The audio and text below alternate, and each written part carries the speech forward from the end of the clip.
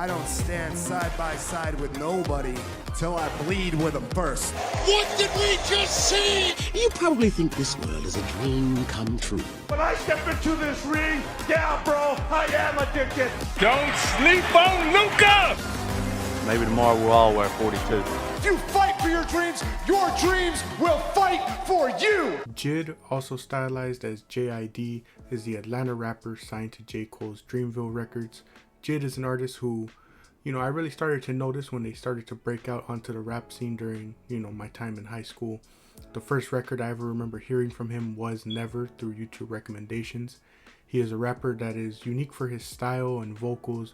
Specifically, the inflection of his voice is what tends to typically divide a lot of listeners, as it works for some, turns away others. However, the main thing that has stood out since the beginning is the story of JID.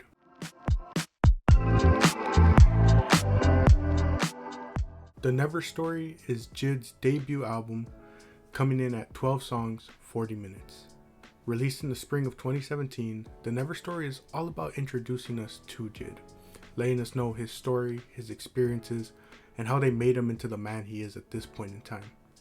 Starting off, it has been quite some time since I had heard this album in full. Right out the gate, we start with Doo Wop. This being the intro to this album is really one of the best ways to not only start but really hook people in. This intro is heavenly. JID and Sean McVeary pair very well together. They pair perfectly on this little short intro. I wish it was a little longer, but it works effectively as an intro. General is next, and the placement of this song is a perfect example of juxtaposition. We get this heavenly like intro and then immediately thrown into this really gritty, down-to-earth song. JID showcases his wordplay and flow on this track. We learn a bit about him. One of the things that always trips me out is the fact that he played football and went back and forth between football and rap. General is very laid back, but it has these different sound effects in the background, such as sirens. The sound effects on this beat especially stand out, but never enough to overpower JID himself. It really counters the feeling of doo-wop, like I said, and to further emphasize this effect, we get Never. Never is a song of two parts split apart by the beat switch. The first half of this song and beat comes off as very menacing in a way, and it's almost like a warning of imminent danger. And then the beat switches and it just sounds like pure paranoia. JID's performance in the first half is great, but the talk of the town is always going to be the second half, and for good reason. JID is magnificent in the second half. He perfectly flows on this beat with his vocal pitch and tempo, really selling that paranoia feel. JID also puts his wordplay on full display in the second half, and the song really just comes together perfectly. Moving forward with the album, I like some of the lyrics on Ed, Ed and Eddie, but overall the song wasn't, my type of song. Division is the fifth track and features fellow Dreamville members and Atlanta duo Earth Gang. Division is one of my favorite rhyme schemes on the entire album. A song like this makes me wish Genius still did their Check the Rhyme series. The schemes and wordplay across this track from JID and Earth Gang are amazing and masterful work. Earth Gang was really good on this track, especially with the variety that they brought in vocal tone and flow. I remember whenever I would listen to this record, this song was one I enjoyed but never put in my playlist. But again, as we've seen throughout these many discography reviews, it's just an example of how it can take multiple listens for something to, be truly appreciated. After Division, we get Hereditary. Hereditary is and likely will forever be my favorite and standout track from this record. JID showing off his vocals on this one is something that I wish he would do more often. Another thing that, there is to love about Hereditary is the story of it. I rarely talk about them, but the music video is perfection as well and perfectly pairs to illustrate the story, for those that would find it easier to see a visual of that story. Basically, JID is rapping and singing about a girl who is unfaithful and essentially how it's because it's in her genes. He basically goes on to explain that her dad wasn't there, and having to see her mom go through the things that she did because of that caused her to have these sort of commitment issues. And despite him trying his hardest, she doesn't want to commit out of fear that he'll do her the same way. JID tries to get her to see the wrongs in her thinking, and while he feels hurt and disrespected at times, He ultimately comes to understand that it just simply isn't worth it. He can try his hardest to help, but ultimately this is a deeper issue that she has to address. The irony comes with the outro of the song, where the girl, through like a phone call, basically claims that JID never does anything in a relationship and he's the one that's unwilling to change. Continuing on with the rest of the record, while they are nice songs, I wasn't particularly fond of All Bad and Underwear too much. 8701, while short, is a favorite of mine off this album. Black and JID just work really well on this one. Somebody is a fun sounding song, but also has a nice little message to it. And then we shift to Lauder as the closer, a darker vibe due to the beat and JID's tone. I also really enjoyed a lot of JID's bar on this one, and it felt like a good closer for this record.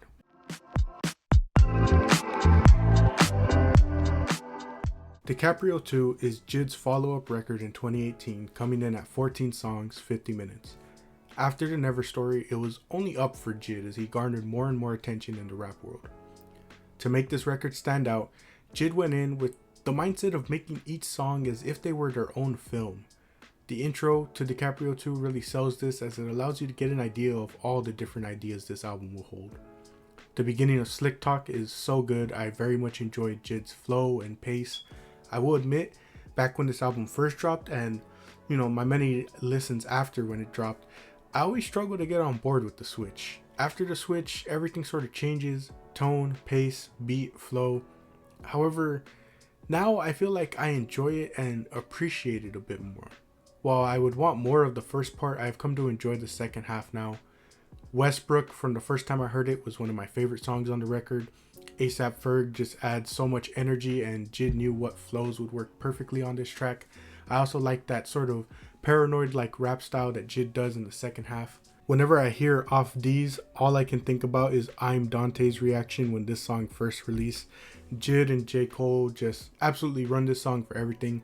I'm not a big fan of the chorus because of all the repetition, but it's still an absolute banger of a song when it comes to both men's flow.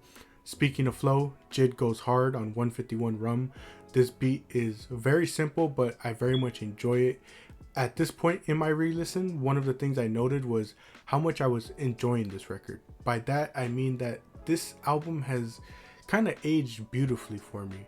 When I first listened to it, I thought it was a good project, likely would have had it probably in somewhere in my end of the year list if I was doing that back then. But listening now, it's almost like listening with new ears at times, and I really don't know why. For example, Off the Zoinkies and Working Out just sound so much better to me for some reason. Like so far, with the second half still to go, I might go as far as to include them amongst my favorites so far. Just like Westbrook, Tired has always been a smash hit for me since like the very beginning, since the first time I heard this album. Black and LMI were perfect features for a song like this. A song like this also continues that trend of songs like Hereditary. This style is one of my favorites from JID. However, I know despite what I was saying at the start, at this point, I just started to feel like the rest of the album didn't really match the quality of the first half. The songs aren't bad, but I just didn't find myself enjoying the second half as much. I enjoyed Method Man and Joey Badass's features, but again, I don't know, it just all sort of falls flat for me personally. It still doesn't change my opinion that I was having a really good time listening to this record, and felt very different things about especially the first half than maybe like my first listen. Like I said, it just felt more enhanced, maybe like I had better things to say than back then when even I thought it was good, but again, overall, a really strong half that in my opinion doesn't really continue.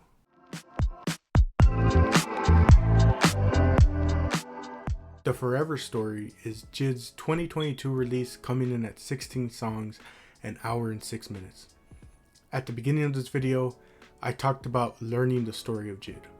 The Never Story showed us various topics and points in JID's life. DiCaprio 2 was about showing the creative side of JID with the movie theme. However, the Forever Story is all about going to the beginning. We have heard a lot about JID, but it's time to go back to the very beginning and learn what is most important to his life. Family. With a 4-year wait between releases, The Forever Story is all about digging deep and telling the most revealing parts of JID's character. from the moments that made him into who he is now, to the introspective of his familial relations and how deeply it is ingrained in his life. Getting into what I think of this album, I thought the vocals on Galaxy were beautiful. I like the football inclusions on Radar, although at times it can feel a bit too intrusive. One thing I remember from my first listens of this album was all the beat switches. We got our first one here, and I think I like the style in the second half more. I love the little transition into Dance Now. It's a very fun song, and JID's flow and rhyme schemes on this track are really good. As I mentioned, family is a very prevalent topic on this record, and we see that with Crack Sandwich. JID retells experiences he had with both his brothers and his sisters. I enjoy the little clips you get in between that include like his family just having a fun time retelling the story of the time that they all got involved in a huge brawl in New Orleans. I also just love seeing the various ways he describes his siblings. Just an overall fun song. We see Earth Gang return on Can't Punk Me. I really enjoyed the mix of the jazz beat with the aggressive flows and lyrics of this track. Surround Sound sees JID collab with 21 Savage and Baby Tate. This is one of the hardest songs on the whole record and became a big hit for a good reason. Everyone did their thing and it's always a joy to listen to. Cody Blue 31, just perfection. As I said before, JID should definitely sing more. This was just a perfect song. Like, there really isn't more I can say. It is just amazing, and I don't even mind that sudden shift from a song like Surround Sound to a song like this. While I like the theme of Bruddenham, it isn't my favorite, and really I have a similar sentiment for songs, from this point on. There was maybe something I liked, like the production, the theme, and maybe a certain part I enjoyed. But at this point in time, I just don't find myself enjoying them fully, in a sense. For example, I really liked JID's parts at the end of Can't Make You Change. I liked a lot of JID's rapping on Stars. Money was a fun track with some really good stuff from JID lyrically. Better Days is another example of the type of song I mentioned in the Outkast video. I love when rappers are paired with singers and make songs of this style. I'm not the biggest fan of Austin's feature on this track, but it's not something that takes away from the song as a whole. Lauder 2 is a different vibe from the first one, but it's still very good. Raven and Aaron do absolutely amazing on this track vocally. 2007 was a really cool track of JID basically, telling his story, talking about how J. Cole and Kendrick influenced him, how his life played out, how he eventually got to pursuing rapping. A real great and proper closing track. However, you might have noticed there is one song I didn't mention. I saved it here for the end because it is my favorite JID song of all time, and really the one that made me want to do this video so I could talk about it instead of making just its own video for it. And it's also one that inspired a whole playlist of mine. I have talked endlessly about how much I love storytelling, and to me there isn't a better song to represent that than System. Like I said, I considered making a whole separate video about this, but consider this a whole mini section for this song alone. While Bruddenham was about his brothers, System is about his relationship with his sister. This one is singular because he's focusing on one of his sisters, the one that is so influential and important to him. However, while Bruddenham was about the importance of brotherhood, System is the sad tale of how JID and this sister had a falling out. JID talks about how how great she is to him. She cares about him and watches out for him. She cares about him living the right type of life and not letting fame change that. However, as his career goes on, those exact changes start occurring.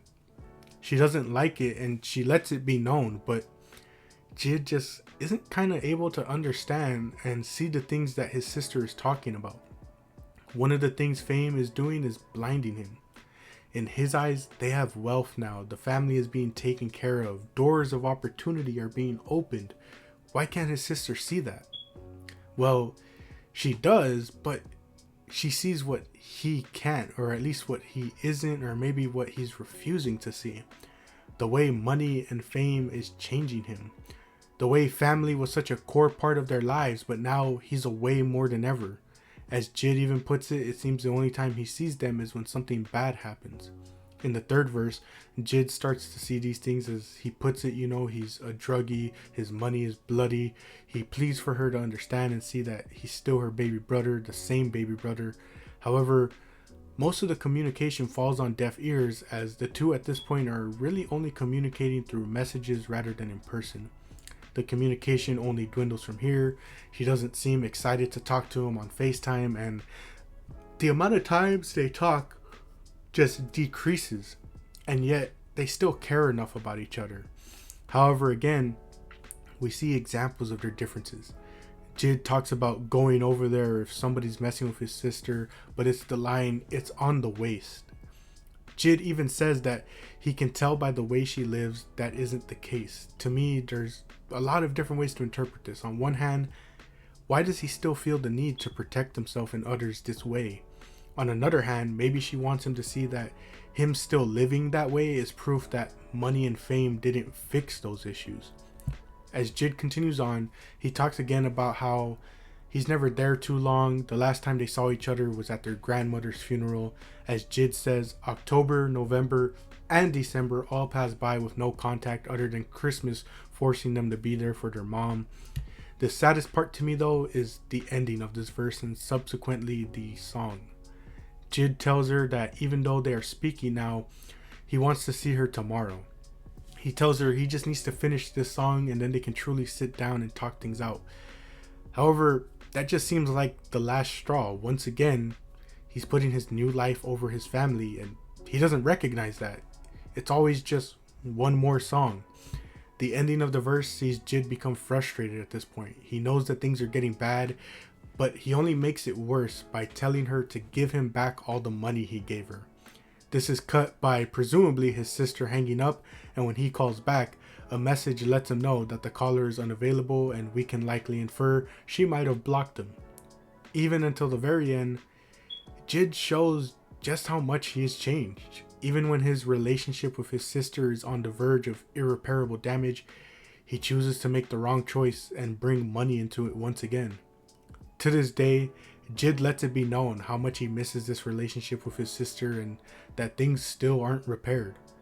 I don't know how others feel, but a lot of the reactions, especially to the song, may show why this relationship perhaps still isn't repaired.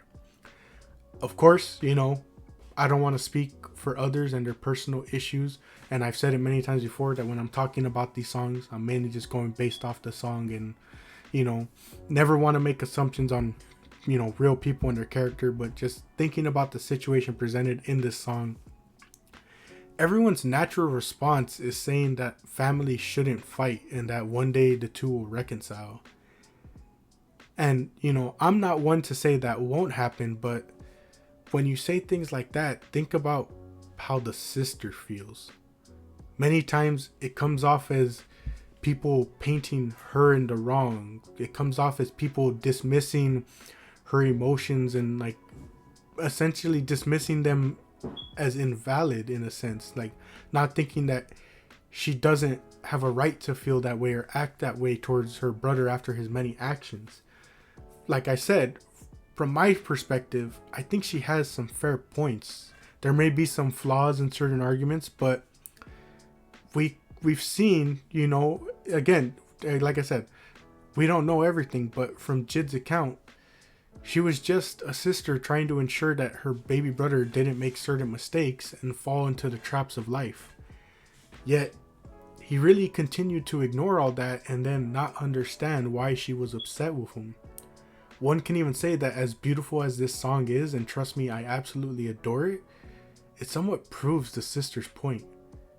This is a familial issue that JID has turned into a song. Once again, prioritizing his work over family. JID himself even said that he felt like he was teetering a line while making this song. Again, I don't want to make it seem like hate or like me trying to insert myself into the situation. This is me just trying to analyze, what JID is presenting us in the song. And like I said, there's plenty of things we don't know or see. And in the end, it's up to these two to deal with the situation how they see fit. In the end, this song just leaves me absolutely heartbroken. Like others, I hope the two can come together, but it's only when they're both healed and are truly ready to discuss such a situation like this. This is, trust me, a really beautiful song, but it's also such a heavy song to digest. It's a sad scenario to see play out, and it goes to show that some of the most beautiful music comes from real life situations with very real emotions. The pain of this song is real, and everything that went into composing this song demonstrates that. The strained vocals at times, the somber production, James Blake and Yuli's vocals, one of the most beautiful songs born out of pain and a truly tragic situation. One that many can relate to, and even if you haven't been through a situation like this, it still tugs at the heartstrings and really makes you feel the pure emotions. In my opinion, this is JID's magnum opus, and again, I can't stress enough, truly heartbreaking that it comes at a result of such a situation. Two people with their own thoughts and emotions that I just hope the best for. Situations like this are difficult, and you just hope they are able to properly heal from it.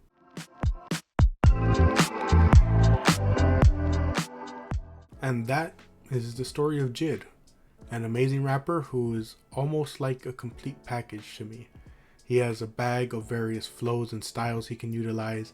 He is a rapper that has both bars and hard-hitting lyrics. He can make fun, upbeat music and then make a song that absolutely tugs at your heartstrings. From the beginning until now, he has refined his style and only gotten better. From the first time I heard him to his latest release, he has been a favorite of mine. And one of the things I appreciate the most is how much he pushes me. To be completely honest with you, my first listen of the Forever Story saw me only enjoy 2 songs. But it was because I didn't get it at first. I wasn't looking deep enough. It wasn't until 2023 when I gave the whole album another full listen, and again for this series, that I really started to understand and appreciate more songs on this record. Just the fact that he split the album into 2 parts perfectly with a 16-track selection.